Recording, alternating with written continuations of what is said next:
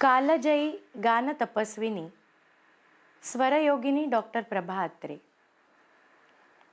अभिजात शास्त्रीय संगीत हे अमूर्त रूपात असल्याने अनादी काळापासूनच त्याबद्दलचे तर्कवितर्क मोठे विचित्र आहेत. परंतु कुठल्याही अनाकलनीय वाटणाऱ्या गोष्टींचे देखील दोन भागात विभाजन झालेले दिसते: वस्तुस्थिती आणि कल्पनाविलास.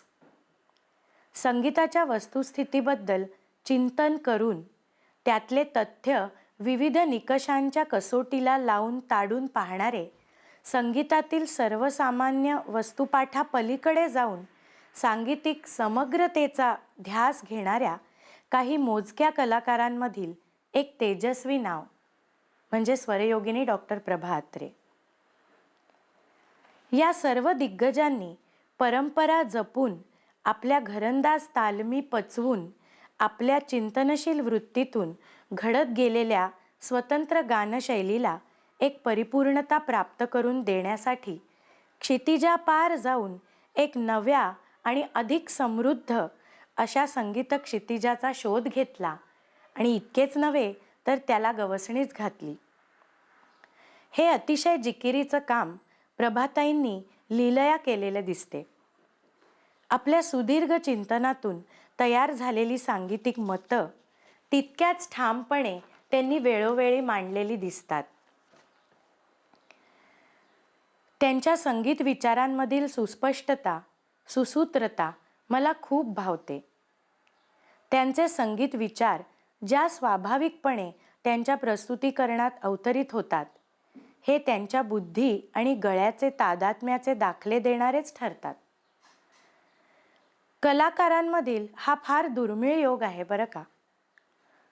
सौंदर्यदृष्टी स्वभावतःच निहित असल्याने त्यांच्या सांगीतिक विचारातही ती प्रकर्षाने जाणवते आणि हे होत असताना ती सौंदर्यदृष्टी त्यांच्या सांगीतिक विचारांमध्ये इतकी बेमालूमपणे मिसळलेली असते की त्यांच्या संगीत विचारांचे कोंदणच ती बनून येते आहे असं जाणवतं.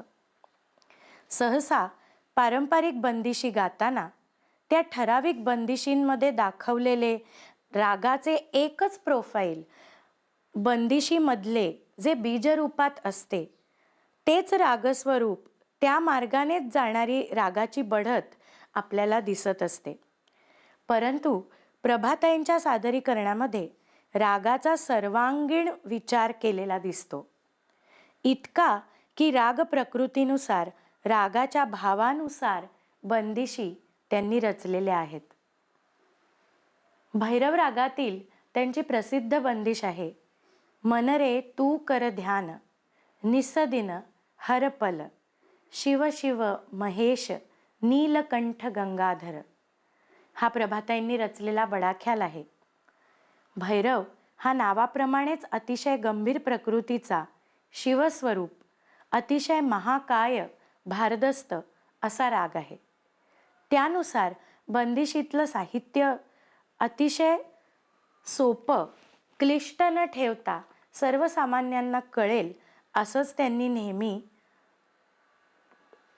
ठेवलेलं आहे. शब्दांची ठेवणही अतिशय चपखल, रागाचे चलन सुस्पष्टपणे दाखवणारी, रागाचे सौष्ठव अधिक खुलवणारी स्वरवाक्य, साहित्यिक जडत्व नसणारे तरीही दर्जेदार असे शब्द, रागाच्या भावाला अनुरूप असा बंदिशीचा आशय, यामुळे त्यांच्या प्रस्तुतीकरणाचे वेगळेपण उठून दिसते. त्यात आवाजाच्या लगावाचा त्यांनी केलेला सूक्ष्म अभ्यास, यामुळे देखील त्यांच्या रागमांडणीत मोलाची भर पडली आहे. हे संगीत कलेला मिळालेलं त्यांचं खूप मोठं योगदान आहे.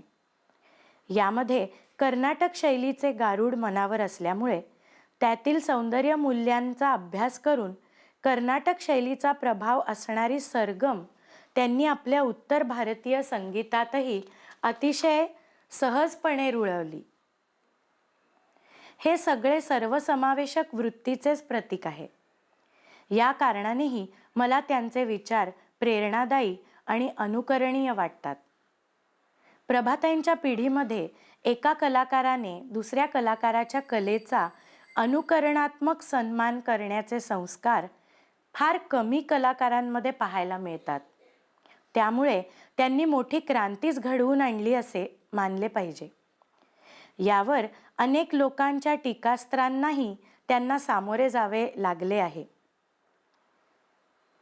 परंतु शिक्षक आई वडिलांच्या मुशीत घडलेल्या प्रभाताई आपल्या सांगीतिक नवविचारांशी नेहमीच प्रामाणिक राहिलेल्या दिसतात.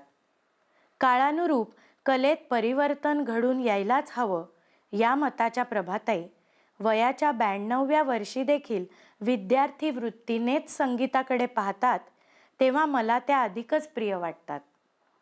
संगीताचे शास्त्र नव्याने तयार व्हायला हवे, आजच्या काळाशी सुसंगत असे, असं त्या आवर्जून सांगत.